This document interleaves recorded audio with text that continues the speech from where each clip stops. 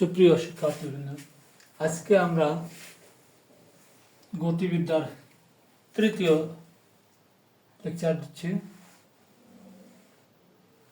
এর আগে আমরা গতি সমীকরণগুলা বিভিন্ন উপাংশ ভিত্তিক এক্স অক্ষ বরাবর ও এক বরাবর সমীকরণগুলো কি ছিল সেগুলো দেখেছিলাম। আজকে আমরা এর পরের অংশ দেখব, প্রজেক্টাইল মোশন, প্রাস বাংলায়। প্রাস কি? What is projectile? কোনো বস্তুকে আনুভূমিকের সাথে তীর্যকভাবে শূন্যে নিক্ষেপ করা হলে, একটা বস্তু আনুভূমিকভাবে তীর্যকভাবে শূন্যে নিক্ষেপ করা হলে বলবে তাকে প্রাস।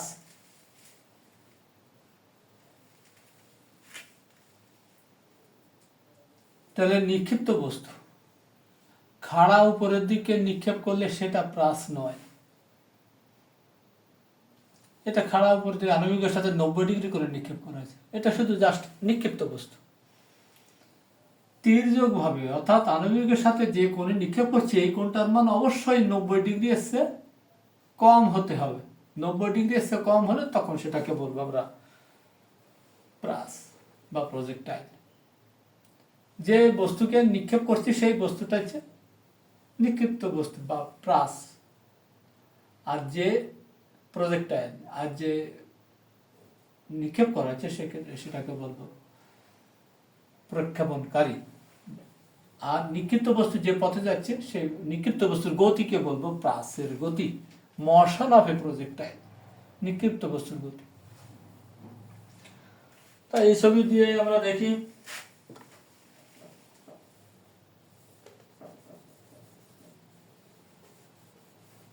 মনে করি কোনো একটি বস্তুকে আনুভূমিকের সাথে তীর্যকভাবে শূন্যে নিক্ষেপ করা হলো ভি নট আদি বেগে। ছবিটা আর একটু বড় হলে ভালো হয়।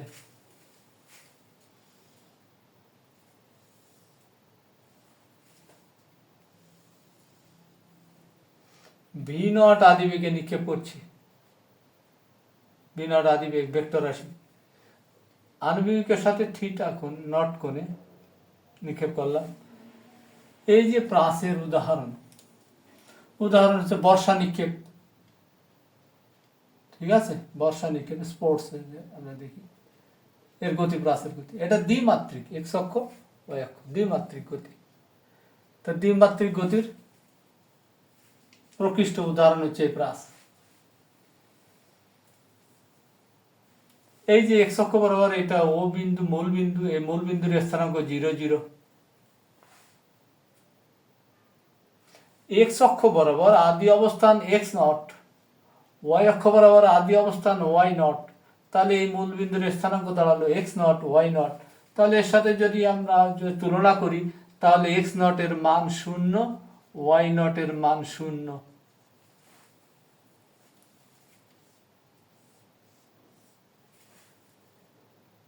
যে বেগে নিক্ষেপ করছি ভি নট বেগ, ভি নট বেগকে দুটো উপাংশে পৃথক করি। আমরা ভেক্টর রাশির বিশ্লেষণ থেকে আমরা দেখেছিলাম এইটা যদি আর ভেক্টর হয় তখন এর স্থানাঙ্ক হচ্ছে আর এক্স আর ওয়াই। তাহলে এইটুক হচ্ছে, এখান থেকে যদি লম্ব টানি এইটুক হলো আর ওয়াই, এক্স অক্ষ বরাবর যেটা, এখান থেকে এইটুক আর ওয়াই, এইটুক হচ্ছে আর এক্স। তাহলে এই কোণটা যদি আলফা হয় তাহলে আর এক্স সমান সমান আনুভূমিক উপাংশ আর কজ আলফা, আর উলম্ব উপাংশ আর ওয়াই ভেক্টর রাশি বিভাজনে দেখেছিলাম আর সাইন আলফা। তাহলে এখানেও ভি নট ভেক্টরের দুটো উপাংশ, একটা এইদিক হচ্ছে ভি এক্স নট, যেহেতু ভি নট ভেক্টরের রাশিমালা আমরা জানি, ভি নট ভেক্টরের রাশিমালা ভি নট সমান সমান V X naught I plus V Y naught J. দ্বিমাত্রিক গতির দুটো লিখলাম। তাহলে এক্স অক্ষ বরাবর অর্থাৎ আই যেদিকে এক্স অক্ষ বরাবর যে উপাংশের মানটা সেটা ভি এক্স নট, ওয়াই অক্ষ বরাবর যে উপাংশের মানটা যেটা যে আছে তার সহগ যেটা এটুকু হচ্ছে ভি ওয়াই নট। এই হচ্ছে ভি নট বেগের উপাংশ দ্বয়ের মান। উপাংশগুলো অবশ্য ভেক্টর। উপাংশ দ্বয়ের মান একটা এক্স অক্ষ বরাবর উপাংশের মান ভি এক্স নট, ওয়াই অক্ষ বরাবর উপাংশের মান ভি ওয়াই নট। তাহলে ভি এক্স নট, এটা জাস্ট বোঝানোর জন্য এটা রিলেটিভিটি মুছে ফেলি। তাহলে ভি এক্স নট সমান সমান একই সূত্র, ভি এক্স নট সমান সমান ভি নট যে ভেক্টরকে উপাংশে পৃথক করবে সেটা বামে থাকবে, আর আণবিক উপাংশের সময় কজ আসবে V naught cos theta naught, আর উলম্ব উপাংশের মান ভি ওয়াই নট সমান সমান V naught sine theta naught. এ হচ্ছে এর উপাংশ হয়।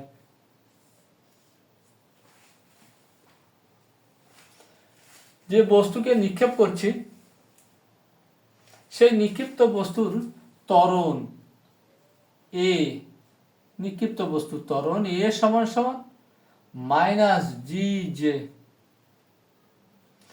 এই নিক্ষিপ্ত বস্তুর ত্বরণ উপরের দিকে ওয়াই অক্ষ বরাবর, আমরা ধরে নিচ্ছি সব জায়গায় জি এর মান একই, এবং সেটা যে নিক্ষিপ্ত বস্তু ওয়াই অক্ষ বরাবর, এই কারণে এর সাথে জে আসছে, কারণ আমরা একক ভেক্টরের সংজ্ঞা থেকে জানি একক ভেক্টর সমান সমান কোন ভেক্টর, যদি এ ভেক্টর ধরছি বলে আমরা এ ক্যাপ আসছে, একক ভেক্টর সমান সমান এ ভেক্টর ভাগ তার মান, তাহলে এ ভেক্টর সমান সমান কি আসছে, মান গুণ একক ভেক্টর, মানের সাথে একক ভেক্টর গুণ করলে ভেক্টর পাওয়া যায়। তাহলে এ ভেক্টর এই ত্বরণ, নিক্ষিপ্ত বস্তুর ত্বরণ সমান সমান তার মান অভিকর্ষ ত্বরণ নিচের দিকে, তার বিপরীত দিকে, উপরের দিকে, বিপরীত দিকে বলে মাইনাস, মানের সাথে একক ভেক্টর ওয়াই অক্ষ বরাবর নিক্ষেপ করা হচ্ছে বলে মানের সাথে একক ভেক্টর, তাহলে দাঁড়ালো এ ভেক্টর সমান সমান মাইনাস অফ জি জে।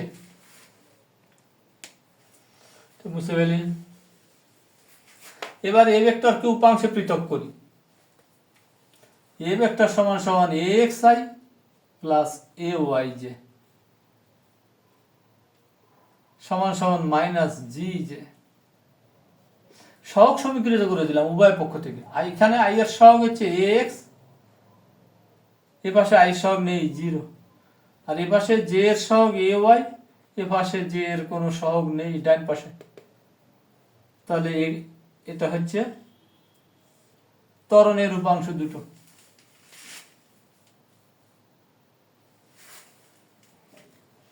এখন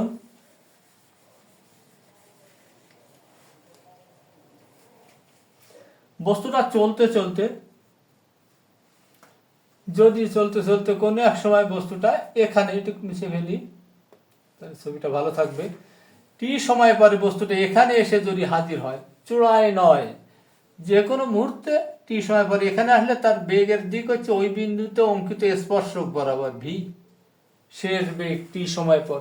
আদি বেগের যেমন দুটো উপাংশ ছিল, শেষ বেগেরও দুটো উপাংশ, একটা এক্স অক্ষ বরাবর উপাংশ, একটা ভি এক্স, যেহেতু বি ভেক্টরের রাশিমালা ওই এখানে নটটা থাকবে না, ওয়াই অক্ষ বরাবর উপাংশ হচ্ছে ভি ওয়াই, এখানে ভি নট যখন ছিল তখন সব জায়গায় নট আসছে, বি যদি থাকে তাহলে এই নট থাকবে না, V X I plus V Y, তাহলে এক্স অক্ষ বরাবর যেটা যাবে সেটা ভি এক্স, ওয়াই অক্ষ বরাবর যাবে যেটা সেটা ভি ওয়াই।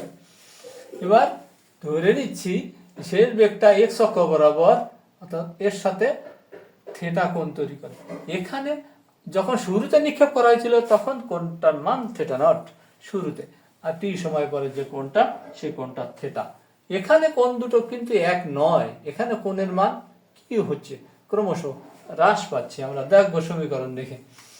তো টি সময় পরে তার শেষ বেগের আনুভূমিক উপাংশ ভি এক্স, এই ভি এক্স এর মানটা আমরা দেখব, উলম্ব উপাংশের মানটা কত হয় সেটা আমরা দেখব। এটা মুছে ফেললি,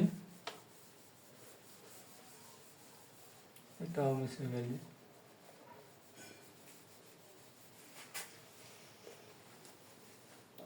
তাহলে আনুভূমিক উপাংশ গতি সমীকরণ থেকে আমরা এক্স অক্ষ বরাবর, তাহলে ভি এক্স সমান সমান ভি এক্স, এখানে লিখি ভি এক্স সমান সমান আমরা জানি V X naught plus A X T. আমরা দেখেছি এখানে, এটা লিখে রাখি সাইডে, এ এক্স এর মান কত পাইছি, জিরো, এ ওয়াই এর মান কত পেলাম, মাইনাস জি। তাহলে ভি এক্স সমান এই আদি বেগ, এই শেষ বেগের আনুভূমিক উপাংশ, ভি এক্স নট এর মান কত পেলাম, V naught cos theta naught, V naught cos theta naught, আর এ এক্স এর মান তো শূন্য, শূন্য, এটা বাদ। তাহলে শেষ বেগের আনুভূমিক উপাংশ ভি এক্স নট এর মান ওই আগে, এই দুটো সেম, এই দুটো সেম একই, কারণ এটা আবার 2 মার্কের উদাহরণ স্তরে কোশ্চেন। কারণ এক্স অক্ষ বরাবর বেগের কোনো উপাংশ নেই, এক্স অক্ষ বরাবর ত্বরণের কোনো উপাংশ নেই। এই যে এক্স এর মান 0 বসায় দিছি, এইটের মান 0, এইটের মান 0, ফলে বেগের আণবিক উপাংশের মান একই থাকছে। ছবিতে যদি আমরা দেখি এই যে বি এক্স নট আর বি এক্স নট আর বি এক্স একই দিকে ক্রিয়াশীল, কিন্তু উলম্ব উপাংশ দেখা যায় কি হয়, ভি ওয়াই সমান সমান V Y naught plus A Y T, V Y naught সমান সমান V naught sine theta naught, A Y এর মান কত পেলাম, minus G T, V Y সমান সমান এই হচ্ছে শেষ বেগের উপাংশ দ্বয়।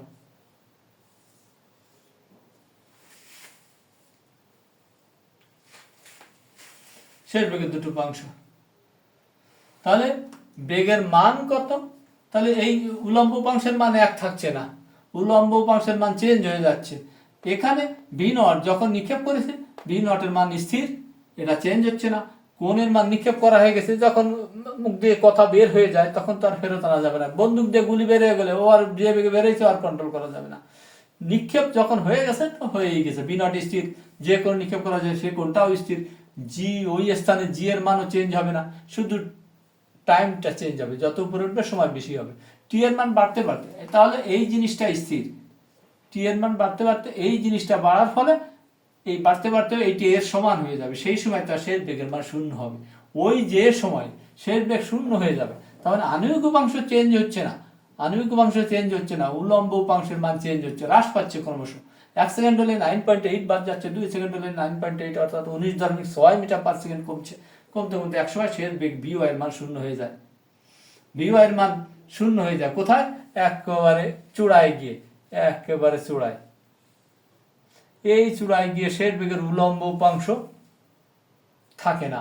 এতক্ষণ বেগের দুটো উপাংশই ছিল, একটাকে প্রাচের একটা বিন্দুতে, একমাত্র শীর্ষ বিন্দুতে প্রাচের বেগ একমাত্রিক হয়ে যায়, তখন সেটা কোনটা থাকে, বিএক্স এ থাকে, এই যে বিএক্স, এটা তখন একমাত্র উলম্ব উপাংশ থাকে না।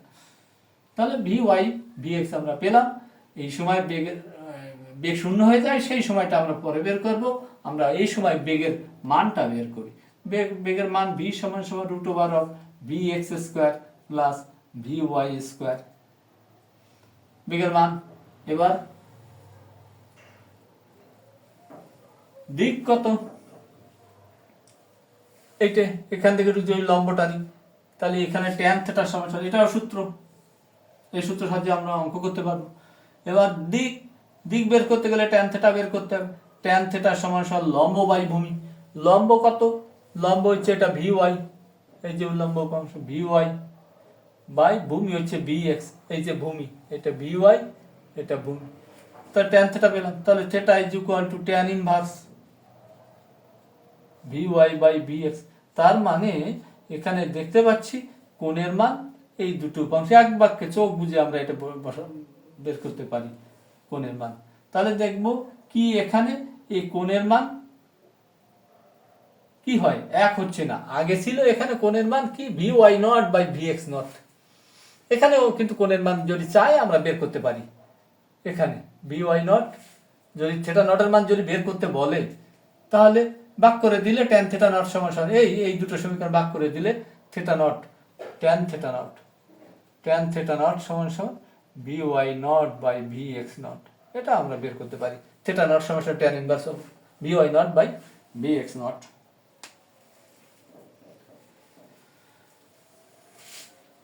ঠিক আছে, এরপরে আমরা বাকিটুকু পরের ভিডিওতে দেবো। এই ভিডিওতে এই পর্যন্ত রাখি।